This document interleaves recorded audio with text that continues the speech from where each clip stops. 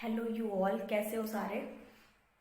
आज आपको मैं बताते हैं कि पहले इस वीडियो में क्या होने वाला है। ठीक है, देखो, इस वीडियो में हम आपको कंप्लीट न्यूमेरिकल एनालिसिस जो कि CSIR में आने वाला है आपके लिए, उसके बारे में आपको डिस्कस कर रहे हैं। एज इट इज हमारे एक स्टूडेंट ने, स्पेशल स्टूडेंट ने इस चीज को रिक्वेस्ट करा था कि हम एक न्यूमेरिकल एनालिसिस और एक ग्रीन फंक्शन का एक वीडियो क्लियर करें, क्योंकि बेसिकली ऐसा होता है ना, जैसे कि ये हर जगह पे मिलता नहीं है इजिली आपको। और न्यूमेरिकल एनालिसिस के लिए भी एक कंप्लीट पूरी बुक है, तो उसको पूरा पूरा कौन पढ़ेगा। तो क्योंकि एडमिट कार्ड सबके आ चुके हैं, पेपर होने वाला है, सो इन शॉर्ट, इन नॉर्मल तरीके से हम आपको डिस्क्राइब करते हैं आपका कंप्लीट न्यूमेरिकल एनालिसिस CSIR के लिए। अब हम बात ये करते हैं, देखो CSIR में तो ये इंपॉर्टेंट है ही, 5 नंबर के क्वेश्चन में इसको आना ही आना है। ठीक है, अब एक चीज और, आप में से बहुत सारे ऐसे भी होंगे जिनको ऐसा लग रहा होगा कि अरे न्यूमेरिकल एनालिसिस में क्या है, ये तो नॉर्मल बस फॉर्मूला बेस्ड है। तो हाँ, ये फॉर्मूला बेस्ड ही है, इसमें कोई बहुत बड़ा तोप नहीं है। बट कभी कभी ऐसा होता है ना, जैसे ना कि चीजें ना मिसिंग हो जाती हैं कभी कभी ना, जैसे ट्रापेजॉइडल है या सिम्पसन वन थर्ड है ना, तो इनके फॉर्मूलेज में ही इंसान मतलब ना कंफ्यूज हो जाता है कि कौन सा वाला किस में लगाना है। आपका पता नहीं, बट मेरे साथ तो ऐसा पक्का हुआ है। हम फॉर्मूला याद करके गए हैं और वहां पे जाके मेरी कंफ्यूजन क्रिएट हुई है कि कौन सा वाला किस में करना है। तो ये तो मेरा है। ठीक है, तो इसलिए हम आपको बताते हैं चीजें काफी शॉर्ट में और एक इजी तरीके से, आपको कुछ भी याद न करना पड़े और चीजें आपके दिमाग में रहे एज इट इज। ठीक, देखो, वैसे अभी हम आपको सिर्फ और सिर्फ 6 टॉपिक्स बताते हैं। 6 topic in means only 6 formulas, और उसमें से भी बेसिकली अगर मैं बोलूं ओवर एंड ऑल ना, तो इम्पॉर्टेंट तो सिर्फ 4 है बेसिकली, जो सबसे ज्यादा आता है 5 नंबर वाले में। बट ठीक है, क्या ही जा रहा है, तुम अगर 2 और एक्स्ट्रा पढ़ के जाओगे तो तुम्हारा भी क्या बिगड़ जाएगा, है ना। देखो, पहला तो तुम्हारा वो न्यूटन रैप्सन, देखो 2-3 साल से आ रहा है, मुझे लगता है इस बार भी आए ना आए पता नहीं, बहुत सिंपल होते हैं उसके questions, you must carry on. और उसके बाद न्यूटन फॉरवर्ड डिफरेंस फॉर्मूला जो होता है, या फिर न्यूटन बैकवर्ड डिफरेंस फॉर्मूला जो होता है, तो बेसिकली ये थोड़ा सा कम आता है, अदर के कंपैरिजन में ये थोड़ा सा कम आता है। बट ओवर एंड ऑल कोई बहुत टफ चीज नहीं है या फिर कोई बहुत बड़ा तोप नहीं है, तो आप इसे कवर अप कर सकते हो, पढ़ सकते हो। ठीक है, नॉर्मल है, इजी सा है मैटर। उसके बाद आपका जो आता है main, trapezoidal, Simpson's one third और सिम्पसन 3/8। यार ये तीनों फॉर्मूले बहुत इंपॉर्टेंट है CSIR के पॉइंट ऑफ व्यू से। यू नेवर नो कि इससे आ ही जाए क्वेश्चन। ठीक है, तो इन तीनों पे तो मेन फोकस रखना अपना सबसे ज्यादा, सिम्पसन पे, Simpson one third, Simpson 3/8, trapezoidal और न्यूटन रैप्सन, इन 4 पे अपना मेन फोकस रखना। ठीक है, और बाकी जो आपके 2 है रिमेनिंग, वो न्यूटन फॉरवर्ड डिफरेंस या न्यूटन बैकवर्ड डिफरेंस, और उसके बाद एक वो आरके मैथड। वैसे आरके मैथड बेसिकली ना गेट के पॉइंट ऑफ व्यू से ज्यादा इंपॉर्टेंट होता है, उधर ज्यादा आता है, गेट या जेस्ट में ये ज्यादा आता है। वैसे CSIR बहुत नहीं पूछता, बट यार you never know, trend change हो रहा है, चीजें चेंज हो रही हैं, पता नहीं यार क्या क्या पूछ रहा है आजकल। तो मतलब पिछले पेपर में तो आपने देखा था NTA ने पेपर बनाया था, और क्या ही जा रहा है बिल्कुल। तो इसलिए बेसिकली फोकस कर लेते हैं सारे पे, और चलो ये करके हम आपको बताते हैं सारा का सारा फॉर्मूला बताते हैं, उस पे एक एग्जाम्पल बताते हैं कि कैसे करना है, क्या करना है। और चलो पहले बता लेते हैं, उसके बाद बात करते हैं। ठीक है, कैसे याद करना है, कैसे मेमोराइज करना है, बताते हैं हम आपको उसके बाद। इसके पहले आप चीजों को देख लो कि उसमें है क्या और कैसे हो रहा है। ठीक है, चलो देखो, ध्यान से देखो, आप चाहो ना तो आप इसको नोट करके भी रख सकते हो। ठीक है, देखो सबसे पहले न्यूटन रैप्सन मेथड जो आपको मैंने अभी बताया था, इसका सिंपल सा फॉर्मूला है xn+1 निकालने के लिए xn minus fxn upon f'(x)n।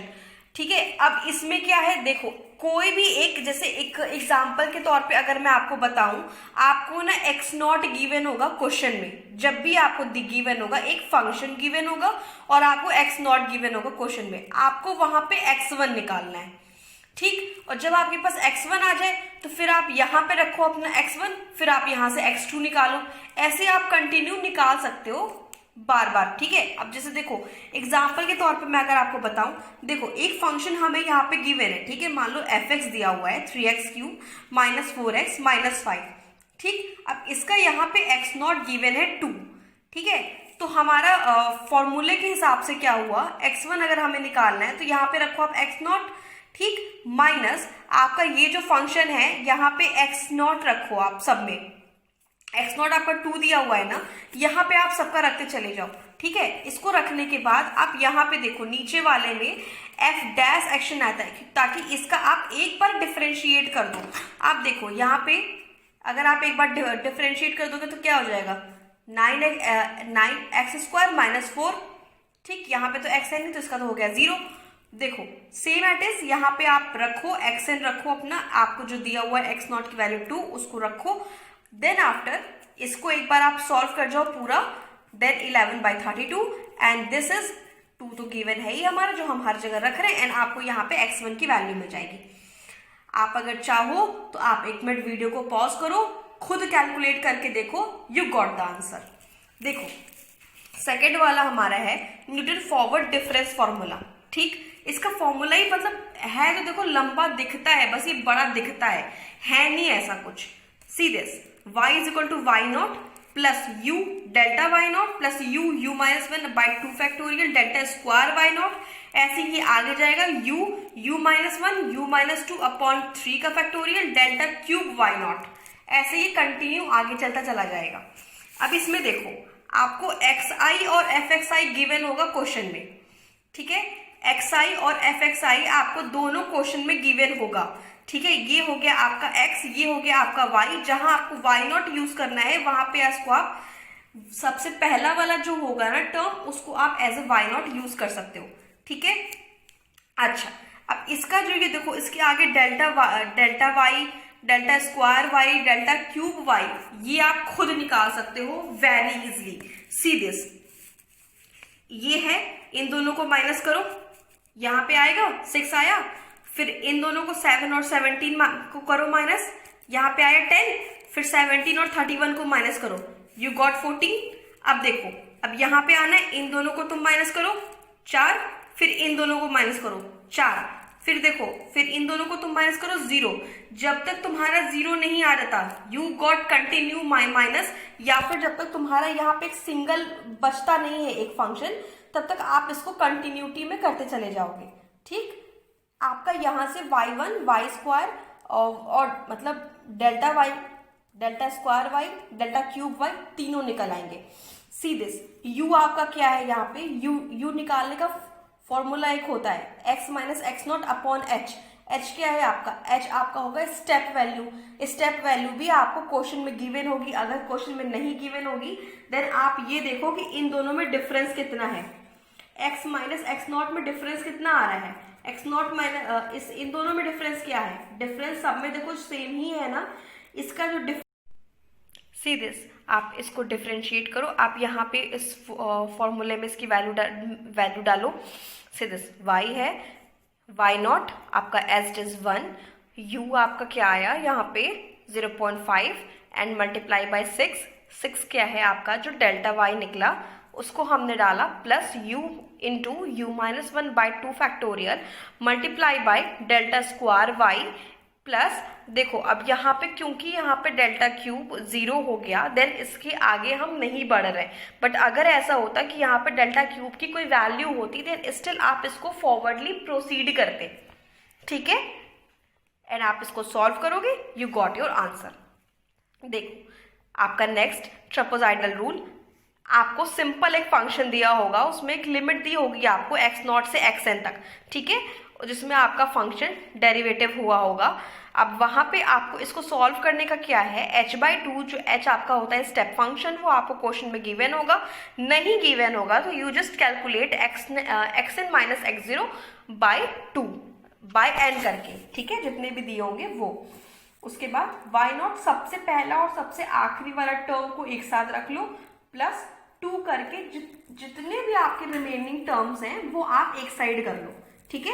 अब देखो एज एग्जाम्पल अगर मैं आपको बताऊं तो ये देखो, एक हमने एग्जाम्पल लिया, ठीक है। इसकी लिमिट देखो 0 से 1 तक है, e की पावर आयटा 2 पाई x, ठीक, dx। अब इसको सॉल्व करने के लिए you got the limit x0 और xn, ठीक है, 1 है और 0 है। आप xn माइनस x0 करो, 1 माइनस 0 अपॉन n, n मतलब कितने पार्ट में आप उसको तोड़ना है, n का ना क्वेश्चन में गिवन होगा कि आप उसको 2 पार्ट्स में ब्रेक करना है या 5 पार्ट्स में करना है या 10 पार्ट्स में करना है, वो आपको क्वेश्चन में गिवन होगा, ठीक है। You just put up the value of n right here now and you got the value, ठीक। आपका यहाँ पे क्या आया, h इज इक्वल टू 1/2। अब देखो यहाँ पे अगर इसका मतलब इसमें जो डिफरेंस आएगा वो 1/2 का डिफरेंस आएगा। देखो x0 लिया 0 तो x1 लिया 1/2 के डिफरेंस पे 1/2, ठीक है। फिर x2 आपका लिया फिर 1/2 के डिफरेंस में 1। x की वैल्यू आप इस फंक्शन में रखो, you got the value of y, ठीक है। जो भी आपको फंक्शन यहाँ पे जैसे दिया हुआ है ना, ठीक है, अब यहाँ पे आप x की वैल्यू रखते जाओ, आपको y की वैल्यू मिलती चली जाएगी, ठीक है। अब क्योंकि यहाँ पे देखो 3 ही वैल्यू है ना, ठीक, तो क्वेश्चन के हिसाब से h/2 y0 plus yn, y0 plus yn मतलब 1 माइनस 1, ठीक, आपका एज इट इज। और उसके बाद आपका 2 के फंक्शन में आपके बाकी सारे आ जाएंगे, ठीक है। देखो 1 प्लस 1 कर दिया, y0 प्लस yn, जो कि यहाँ पे yn तो 2 है, ठीक, और 2 के मल्टीप्लिकेटिव में b वाला, बीच वाला y1, क्योंकि यहाँ पे कोई और नहीं है ना, अगर कुछ और भी होता ना तो वो भी 2 के मल्टीप्लिकेटिव में आ जाता साथ साथ, ठीक। आप इसको सॉल्व करोगे, आपको इंटीग्रल की वैल्यू आपकी यहाँ पे, इसलिए यहाँ पे इस जगह पे क्यों n is equal to 2 step के लिए आपको इंटीग्रल की वैल्यू 0 मिलेगी। एज इट इज आप सॉल्व कर लो कि किसका क्या आ रहा है, ठीक। फिर ये देखो सिम्पसन्स 1/3, एज जैसे कि आपको उसके नाम से लग रहा है 1/3 है तो उसके डिविजिबल में 3 तो आएगा ही आएगा, सेम एज ट्रापेजॉइडल की तरह ही है ये। आपको बस फॉर्मूला डिफरेंस, देखो आप y0 प्लस yn तो यहाँ पे रख लोगे फर्स्ट और लास्ट साथ में, उसके बाद 4 के मल्टीप्लिकेटिव में y1 प्लस y3 ऐसे रखते चली जाओ, प्लस 2 के मल्टीप्लिकेटिव में 2 के जो फैक्टर्स होते हैं ना 2, 4, 6, 8, 10 वो सारे रखते चले जाओ, ठीक। देखो एज एग्जाम्पल यहाँ पे भी h निकालने का सेम फंक्शन है, xn माइनस x0 करो अपॉन में n करो जो तुम्हारा दिया होगा। अब यहाँ पे क्योंकि तुम्हारा h आया है स्टेप फंक्शन 0.25, ठीक, देन अगर आप यहाँ पे देखो तो सब में देखो 0.25 का गैप है, ठीक। अब यहाँ पे अपने इस फंक्शन में x की वैल्यू रखते जाओ, तुम्हारी y की वैल्यू निकलते जाएगी, ठीक। अब उसके बाद तुम्हारा यहाँ 4 तक वैल्यू निकली है तो h/3 पहला और आखिरी y0 प्लस y4 को ऐड कर लो आप, ठीक। उसको ऐड करने के बाद 0 और 1 को ऐड करोगे, यू गॉट 1 ऑब्वियसली।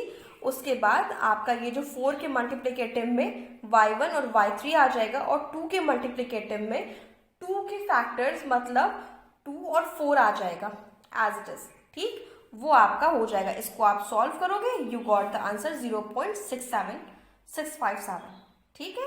देखो सेकंड देखो आपका सिम्पसन्स 1/3, इसमें बस फॉर्मूला डिफरेंट है, थोड़ा सा डिफरेंट इन द सेंस यहाँ पे 3/8 है ना, देन फॉर्मूले में आता है 3h/8, h as it is आपका स्टेप फंक्शन होता है, ये तो पहला और आखिरी आप ऐड करोगे ही एज इट इज। और ये देखो बाकी यहाँ पे जैसे पहले वाले में आपने 4 और 2 का लिया था ना मल्टीप्लिकेटिव नेचर, यहाँ पे क्या लेते हैं, यहाँ पे 2 के मल्टीप्लिकेटिव नेचर में ना, क्योंकि देखो यहाँ पे 3 है ना तो आप यहाँ पे 3 का मल्टीप्लिकेटिव नेचर लेके चलोगे, 3, 6, 9, ठीक है, ऐसे जितना भी होगा आप यहाँ पे 3 का मल्टीप्लिकेटिव नेचर लेके चलोगे, और जो रिमेनिंग बचते हैं वो आप यहाँ पे डाल दोगे सारे 3 के मल्टीप्लिकेटिव में, ठीक है। 2 के मल्टीप्लिकेटिव में 3 का पूरा लेके चलोगे और रिमेनिंग जितने बचते हैं वो आप उठा करके 3 में डाल दोगे, ठीक है, एज इट इज। इसका एग्जाम्पल मैंने नहीं लिखा है बिकॉज ऑफ ये सेम है इसकी ही तरह, इसमें बहुत ज़्यादा डिफरेंस नहीं है, बस इनके फॉर्मूले में थोड़ा सा डिफरेंस है, वेरिएशन आता है इनके 3h/8 में और 3 और 2 में, और यहाँ 4 और 2 होता है बस, बाकी नथिंग एल्स। बाकी एक आता है आपका last are K method, see this, इसका फॉर्मूला ही होता है yn yn+1 अगर हम निकालते हैं एज इट इज, देखो क्वेश्चन में तुम्हारा x0 गिवन होगा या फिर क्वेश्चन में तुम्हारा y0 गिवन होगा। अगर तुम y1 निकालोगे तो तुम्हारा y0 क्वेश्चन में गिवन होगा। इसका फॉर्मूला होता है हाफ k1 + k2। अब k1 और k2 क्या है, see this h × f xn of yn। तुम्हारा जो भी फंक्शन दिया होगा वो h तुम्हारा होगा स्टेप फंक्शन, वो भी तुम्हारा क्वेश्चन में गिवन होगा। और यहाँ पे सेम देखो फॉर्मूला दिया हुआ है, ठीक है, xn+h yn+n1 k1, ठीक है। k1 यहाँ से तुम्हारा निकलेगा ही, तभी तो तुम k2 निकालोगे, और यहाँ से k1 और k2 निकला, यहाँ पे इसको ऐड करोगे और ये this is formula for R K method, ठीक। अब देखो, अब बात करते हैं तुमसे चीजों को, तुम्हें एक्सप्लेन करते हैं थोड़ा सा एक नॉर्मल वे में। देखो सबसे इम्पोर्टेंट बात, अभी आपको मैंने चीजों को क्लियर करा कि कैसे कैसे सबके मैंने आपको फॉर्मूलेज क्लियर करे, सबके एक एक आपको मैंने एग्जांपल दे दिया, ठीक। अच्छा, अब आपको मैं थोड़ी सी छोटी सी बात बतानी है, बहुत ज़्यादा खींचना नहीं है इस वीडियो को, लिटिल बिट हम आपको एक्सप्लेन करते हैं। देखो पहली बात तो ये, जब हमारे पास कंप्लीट डिफरेंशियल इक्वेशन हमारे पास पहले से ही था तो हमें न्यूमेरिकल एनालिसिस की क्या नीड पड़ती है। सिम्पसन्स 1/3, 1/3/8, ट्रेपेजॉइडल, ये सब हम क्यों लगाएं। यहाँ पे ध्यान से देखो, एक फंक्शन दिया होता है जो कि एक लिमिट में डिफाइन होता है, जो आपकी x0 से xn तक आपकी एक लिमिट होती है। सेम तो आपका डिफरेंशियल इक्वेशन में भी होता है ना, वहां पे भी तो आपका एक फंक्शन दिया होता है, वहां पे भी उसकी एक लिमिट वगैरह डिफाइन होती है इंटीग्रेशन में। तो आप अगर चाहो तो इस सेम चीज का जो आपका निकला है, क्या आप इसको एज ए इंटीग्रेशन सॉल्व करके या फिर किसी भी डिफरेंशियल इक्वेशन के मेथड से सॉल्व करके आप इसको सॉल्व नहीं कर सकते। डेफिनेटली आप इसको सॉल्व कर सकते हो, बट क्योंकि यही तो हम बचपन से पढ़ते आ रहे हैं ना। बट जैसे देखो, जैसे जैसे आप आगे जाते हो ना, चीजें कॉम्प्लिकेट होती जाती हैं, और ऐसे बहुत सारे ऐसे फंक्शंस हैं, जैसे मान लो रूट में है या आयोटा के फैक्टर में अगर कुछ दिया हुआ है, तो कभी कभी ऐसा होता है ना कि जैसे फंक्शन उलझ जाता है। अगर हम इंटीग्रेशन या डिफरेंशिएशन यूज करते जाते हैं तो फंक्शन ना आपस में उलझ जाता है, तो वो उलझ जाता है तो मतलब बहुत कॉम्प्लिकेशंस वहां पे अराइज हो जाते हैं। दैट्स वाई एक न्यूमेरिकल एनालिसिस का ये जो टर्म है ये हमारे नोन में आया। इससे हम क्या करते हैं, सेम टाइप के फंक्शंस को ही हम सॉल्व करते हैं, but just by using a different type of method or formula, or you can say that कि हम इसको एक numbers में convert करके easily solve कर ले जाते हैं। आप खुद देखो, आपको अगर मैं एक तगड़ा सा फंक्शन दे दूं तो आप न्यूमेरिकल एनालिसिस के मेथड से आप उसको इजीली 3 या 4 लाइन में सॉल्व कर जाओगे, ठीक है। अब अगर यही चीज पलट करके मैं आपको तगड़े तरीके से दे दूं सॉल्व करने के लिए, तो वो हिलेगा जल्दी। कुछ क्वेश्चन तो हिलते ही नहीं ना। देन इसके लिए चीजों को आसान बनाने के लिए हम न्यूमेरिकल एनालिसिस का यूज करते हैं, ठीक है। आप सुनो मेरी बात ध्यान से। ट्रेपेजॉइडल में h/2 यूज करा जाता है, सिर्फ हाफ करा जाता है, इस चीज को याद रखो। h/2 यूज करते हैं, पहला वाला y0 + yn को ऐड करते हैं, और उसके बाद जितने रिमेनिंग बचते हैं सबको 2 के फैक्टर में डाल दिया जाता है, ठीक है। इसको आप ऐसे याद रख सकते हो कि एज लाइक हम वहां पे डिवाइड कर रहे हैं 2 से, तो हमने सबको 2 के फैक्टर में डाल रखा है, ठीक। अच्छा, अब सुनो सिम्पसन्स 1/3 की बात सुनो, क्योंकि जब इसके नाम में ही आ रहा है 1/3, तो एज यूजुअल यहाँ पे कहीं ना कहीं डिविजिबिलिटी तो होगी ना 3 की डिविजिबिलिटी।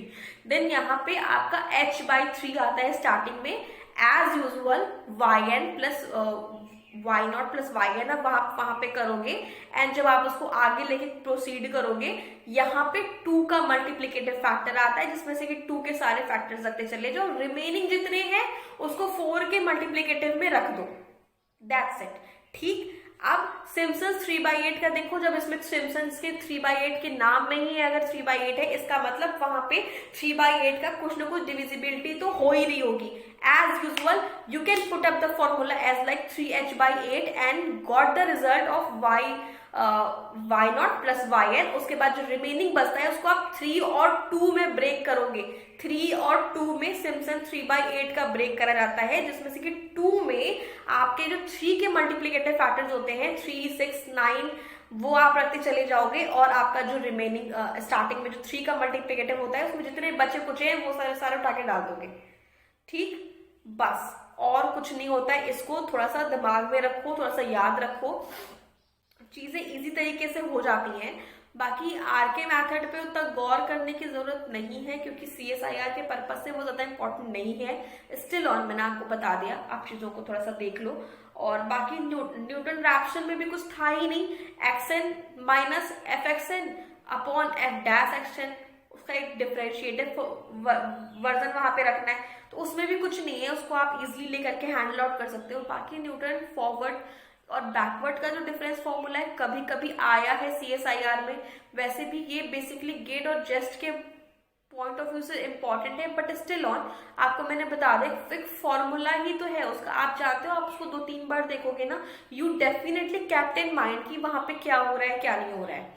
ठीक, देन अब इस वीडियो को एंड करते हैं। टिल एट लास्ट हम फिर भी बोलेंगे न्यूमेरिकल एनालिसिस के क्वेश्चन आने ही आने हैं CSIR में, और यार 5 नंबर के आने हैं, खेल मत खेलो डेफिनेटली। कभी कभी तो 2-2 क्वेश्चंस मैंने देखे हैं उसको पेपर में, ठीक है। 5-10 नंबर का आना है प्लीज, कुछ नहीं है, सिर्फ फॉर्मूले बेस्ड क्वेश्चंस है। अब तो यार अब तो इवेंचुअली नेट में आपको कैलकुलेटर भी दिया जाता है वहां पे PC में, तो फिर क्या दिक्कत है, आराम से आप जिसको सॉल्व कर सकते हो। पॉइंट पॉइंट का कैलकुलेशन है ना, इसको छोड़ना मत, सिर्फ फॉर्मूला बेस्ड है, थोड़ा सा फॉर्मूला है, इसको क्लियर अप करके जाना वहां पर।